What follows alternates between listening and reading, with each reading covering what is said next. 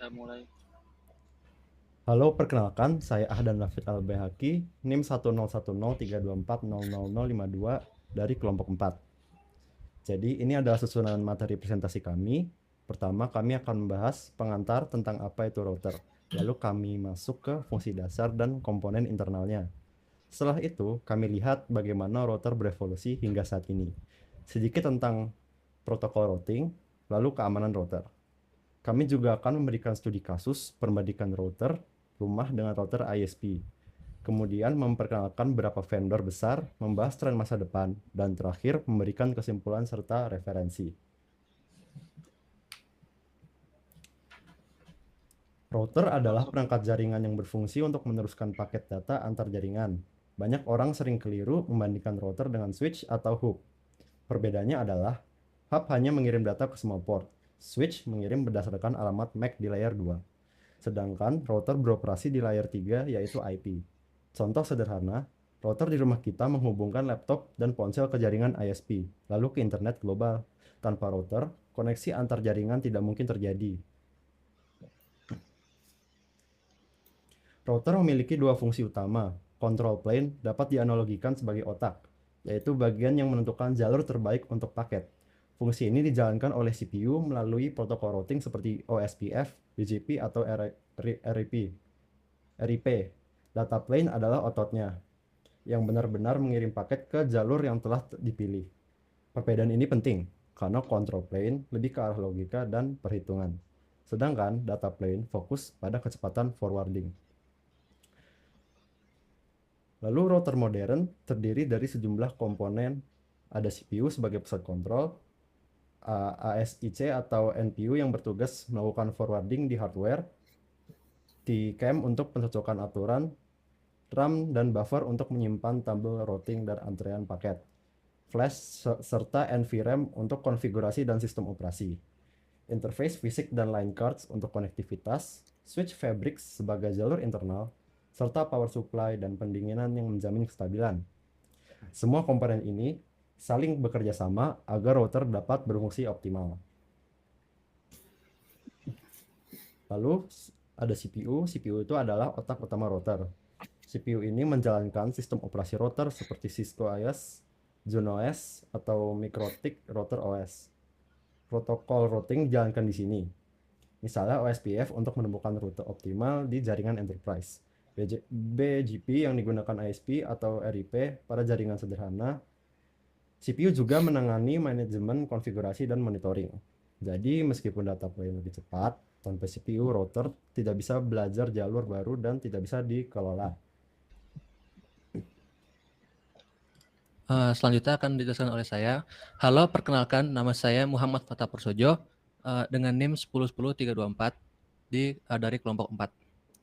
Saya akan menjelaskan ASC dan NPU di data plan. ASIC, ASIC atau Application Specific Integrated Circuit, dan NPU atau Network Processor adalah chip khusus yang menangani forwarding paket. Pada router lama, semua forwarding dilakukan oleh CPU sehingga lambat. Dengan ASIC, forwarding bisa mencapai ratusan gigabit per detik. Contoh nyata ada pada Cisco ASR series dan Juniper MX series yang menggunakan hardware khusus agar mampu melayani traffic internet backbone. Lalu ada TCAM dan Memory Systems. TCAM, TCAM atau Ternary Content Addressable Memory adalah memori khusus yang bisa mencocokkan pola dengan kecepatan tinggi. TCAM dipakai untuk akses control list, quality of service, dan policy routing. Misalnya, saat ada ribuan aturan firewall, TCAM dapat memutuskan dengan cepat paket mana yang diizinkan dan mana yang ditolak. Namun karena mahal dan kapasitasnya terbatas, penggunaannya juga harus efisien. Lalu di interface dan konektivitas itu terdapat router yang memiliki RAM, NVRAM, dan flash. RAM menyimpan tabel routing yang sedang digunakan. Juga buffer untuk paket yang menunggu diproses. NVRAM menyimpan konfigurasi startup sehingga ketika router dinyalakan kembali, konfigurasinya tetap ada. Flash berfungsi sebagai tempat penyimpanan sistem operasi router, misalnya file image Cisco iOS. Saat upgrade software, file baru disimpan di flash.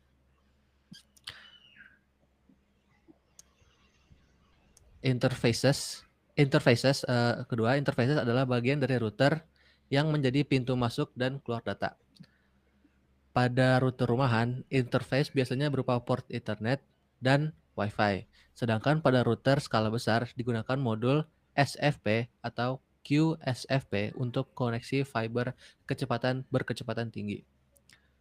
Router kelas carrier bahkan memiliki line cards yang bisa dilepas pasang untuk menambah port. Semua koneksi ini dihubungkan melalui switch fabrik atau backplane internal yang berfungsi seperti jalan tol super cepat di dalam router agar paket bisa bergerak antar interface tanpa hambatan. Selain komponen utama tadi seperti CPU dan ISC, daya listrik dan pendinginan juga sangat penting dalam router. Router kelas enterprise biasanya memiliki power supply ganda redundan, sehingga jika satu PSU rusak, perangkat tetap dapat berfungsi. Pendinginan berupa kipas, heatsink, atau sistem aliran udara juga wajib, karena komponen seperti ASIC menghasilkan panas besar saat bekerja. Jika pendinginan gagal, router bisa overheat dan mengalami kerusakan. Dengan sistem power dan cooling yang andal, router dapat bekerja tanpa henti selama bertahun-tahun. Oke, selanjutnya akan dijelaskan oleh saya. Halo, perkenalkan nama saya Muhammad Hasbi Syedeki dengan NIM 1010324300021 dari kelompok 4. Jadi, router pertama kali itu dikembangkan dengan arsitektur sederhana.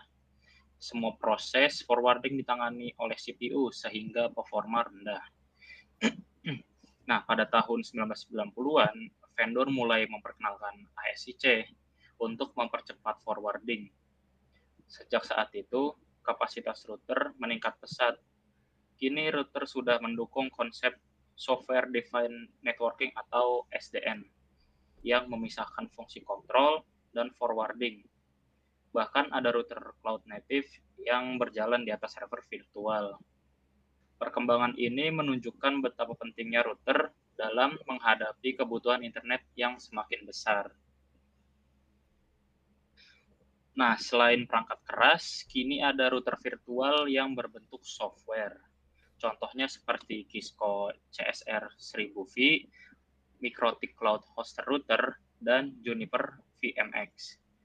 Router virtual bisa dipasang di server biasa atau layanan cloud seperti AWS dan Azure. Keuntungannya adalah fleksibilitas, biaya lebih rendah, dan skalabilitas tinggi.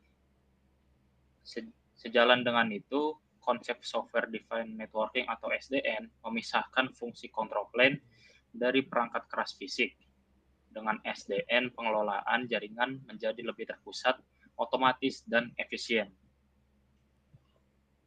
Selanjutnya ada router, yaitu router menggunakan protokol routing untuk bertukar informasi rute. RIP adalah protokol yang paling sederhana, berbasis hop count. Namun jarang dipakai di jaringan besar. OSPF lebih canggih dengan metode link state, cocok untuk jaringan enterprise. BGP adalah protokol routing utama internet global, digunakan oleh ISP untuk saling bertukar informasi jalur.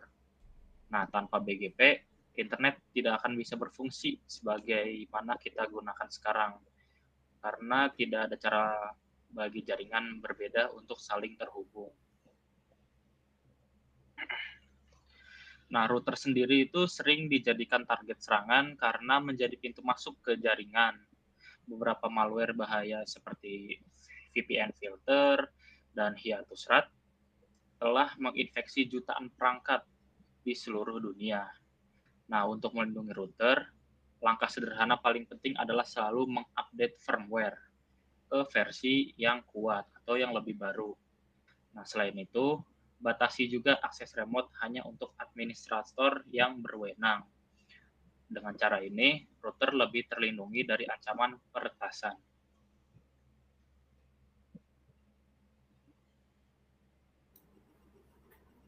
Oke, selanjutnya akan dijelaskan oleh saya. Perkenalkan, nama saya Deolga Zakbar dengan NIM 1010324 30030. Selanjutnya, untuk memahami perbedaan skala, kita bisa membandingkan router rumah dengan router ASP atau ISP. Router rumah biasanya itu fokus pada fungsi Wi-Fi, NAT, dan firewall sederhana agar perangkat bisa terhubung ke internet. Sebaliknya, kalau router milik ISP itu harus mampu menangani trafik dalam jumlah yang masif ratusan gigabyte per detik serta memiliki fitur manajemen jaringan yang kompleks. Router ISP juga menggunakan line cards dan infrastruktur berlapis. Perbedaan ini menunjukkan bahwa kebutuhan pengguna sangat mempengaruhi desain dari router. Beberapa vendor besar di dunia router antara lain kayak Cisco gitu yang mendominasi pasar enterprise dan ISP. Terus ada juga Juniper dikenal sebagai pesaing kuat di backbone internet. Mikrotik populer karena harganya terjangkau dan fleksibel. Banyak digunakan di sekolah, universitas atau kampus-kampus dan bisnis kecil menengah di Indonesia. Huawei juga menjadi pemain besar dengan jangkauan yang global. Sedangkan Arista lebih berfokus pada data center modern dengan kebutuhan throughput yang tinggi. Tren masa depan router meliputi pergeseran ke model-model cloud native, yaitu router yang dijalankan sebagai software di cloud. Selain itu, kecerdasan buatan atau AI mulai dimanfaatkan untuk analisis trafik real-time dan otomisasi.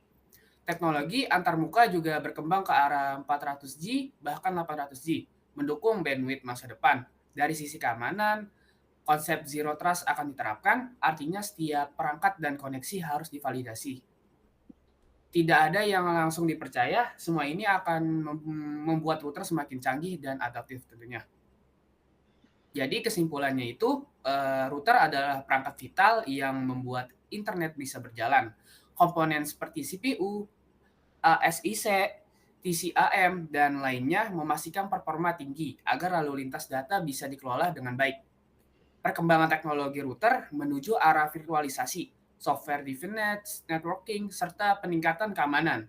Dengan memahami cara kerja dan evolusi router, kita jadi lebih mengerti bagaimana infrastruktur digital global beroperasi dan bagaimana tantangan teknologi jaringan di masa depan dapat dihadapi. Berikut adalah referensi yang saya gunakan atau kelompok yang saya gunakan. White papers dari Cisco menjelaskan detail teknis router, APNIC block dan Cloudflare block membahas tren jaringan dan keamanan. Artikel Wire digunakan untuk menjelaskan kasus malware, VPN filter. Sementara itu, buku komputer networking karya Kurose dan Ross serta routing TCP atau IP karya Jeff Doyle adalah literatur klasik yang banyak digunakan di dunia akademik dan praktisi. Semua sumber ini bisa menjadi bacaan lanjutan untuk memperdalam mengetahui router. Dan tutup, Dan. Oke, berakhir sudah presentasi kami. Mohon maaf jika dari presentasi kami ada sebuah kesalahan. Kami akhiri sampai sini. Wassalamualaikum warahmatullahi wabarakatuh.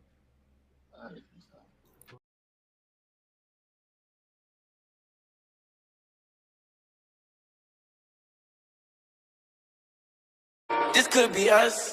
So back to what I was saying. Could be us.